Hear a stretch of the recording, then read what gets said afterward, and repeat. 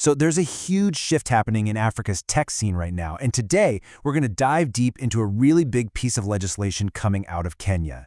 It's called the Virtual Asset Service Providers Bill of 2024. And trust me, this is way more than just some boring document. It's basically a whole new rulebook for a financial revolution. You know, for the longest time, crypto in Kenya has been, well, it's been the Wild West, right?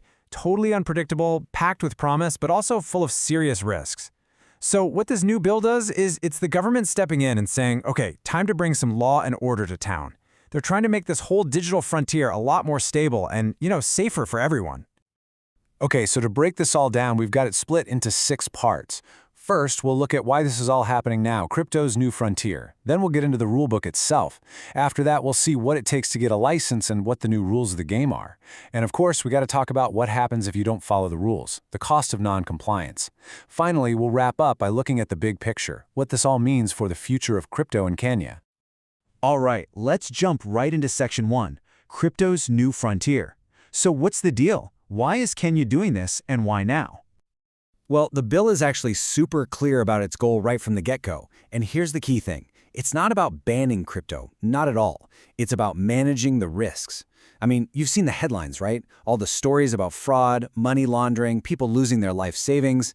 This whole framework is basically Kenya's way of building some guardrails. They want to protect people and their financial system from the dark side of this really powerful tech. Okay, moving on. Let's crack open this new rulebook. You know, with any law, you've got to understand the definitions first. So let's figure out who and what this law is actually targeting. So first up is the core idea of a virtual asset. In simple terms, it's pretty much any digital representation of value that you can trade or transfer online. But what's really interesting is what's not on this list. The lawmakers specifically said this doesn't include things like a future digital Kenyan shilling or your everyday e-money. They're making it crystal clear. There's a line in the sand between crypto and official state-backed money.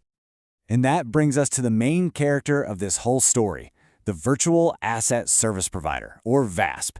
Just remember VASP. It's basically the catch-all term for any company that's in the business of crypto. We're talking exchanges, wallet providers, you name it. If you're handling virtual assets for people, you're a VASP. And this is where it gets really practical. If you're a crypto exchange, or maybe a crypto advisor, you absolutely have to listen up. But, and this is important, the law is also very specific about who it's not for. So no, your coffee shop's loyalty points don't count. And for now, even some types of NFTs are off the hook. See, it's a very targeted, surgical approach, not just some big, clumsy ban on everything. Okay, Section 3. This might be the most important part of all, getting a license. The best way to think about it is like a driver's license for the crypto highway. If you want to be a VASP in Kenya, you can't just jump in the car and start driving anymore. Nope. You've got to pass the test and prove you're fit to be on the road. At a glance, the process seems pretty straightforward, right? You submit your application and a fee, you meet some key requirements, the authorities review it all, and then you get a yes or a no. Simple. But, as you're about to see, that little step, meet key requirements, well, that's where the real challenge is. And yeah, here are some of those hurdles. This is way more than just cutting a check. Your company's directors have to pass what's called a fit and proper test. It's standard in finance, basically a way to keep shady characters out.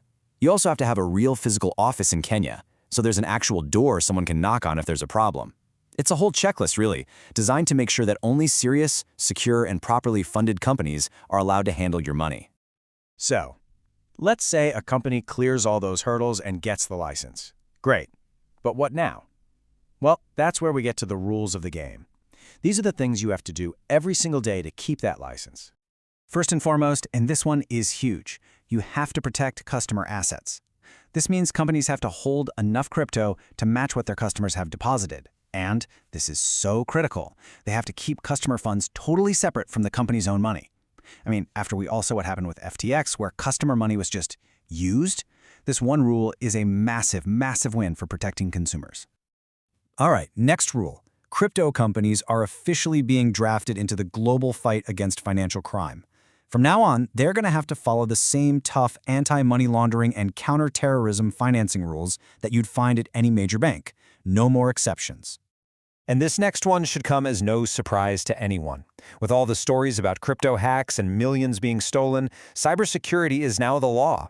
The bill basically says companies must have rock-solid defenses to protect their systems and, just as importantly, all of their customers' private data.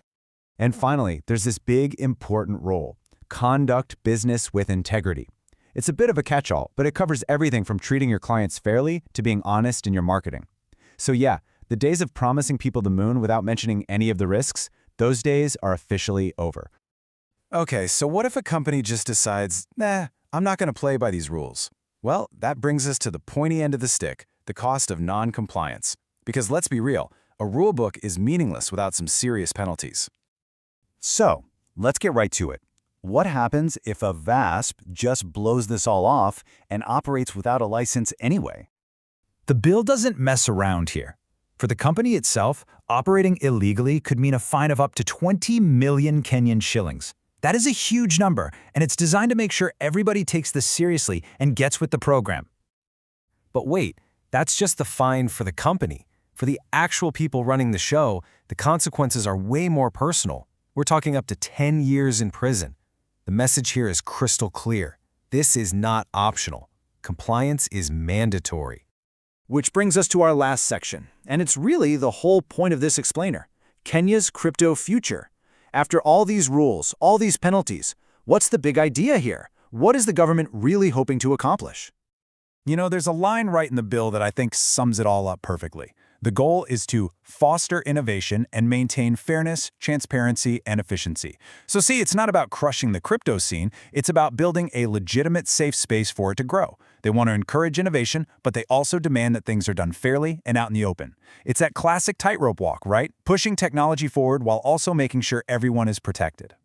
And so, that leaves us with the big, final question. The billion-dollar question, really. Are these new rules going to make Kenya the place to be for crypto in Africa? A trusted, safe, innovative hub? Or is this all just going to become a tangled mess of red tape that kills the exact innovation it's trying to help? Honestly, the future of Kenya's entire digital economy could depend on how this all plays out. Something to think about. Thanks for tuning in.